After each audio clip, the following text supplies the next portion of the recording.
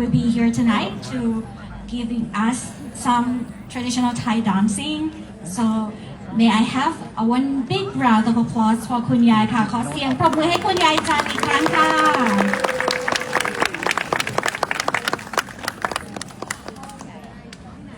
อะไรแล้วดีนะแล้วเว้ย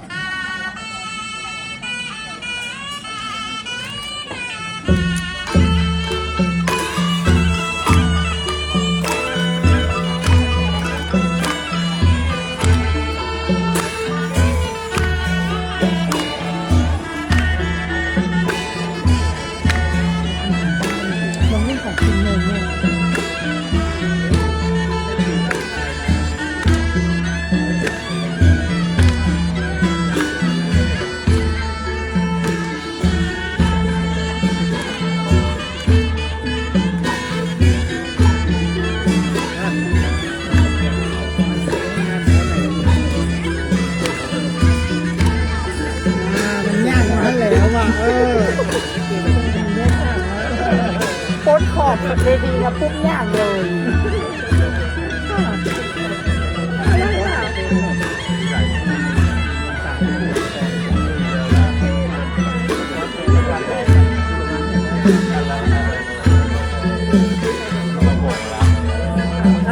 มาละอีกนิดหน่อยมาละมันมาแล้วแอลมาแล้วว่า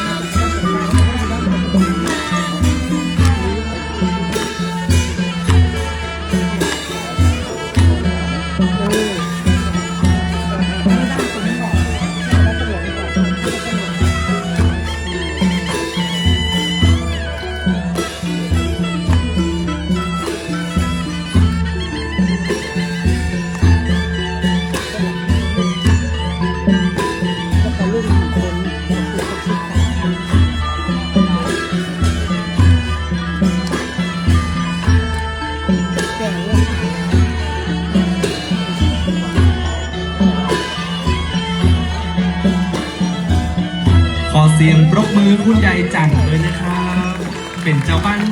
ต้นเกวนนี่เนาะแม่นค่ะเป็นภาพที่น่าประทับใจเนาะแม่นเราอ่านเปิ้ลแล้วเราแบบเรารู้สึกว่าตื้นตันเขาสุดตื้นตันนะเจ้าขอบคุณคุณยายจันจัดนะครับ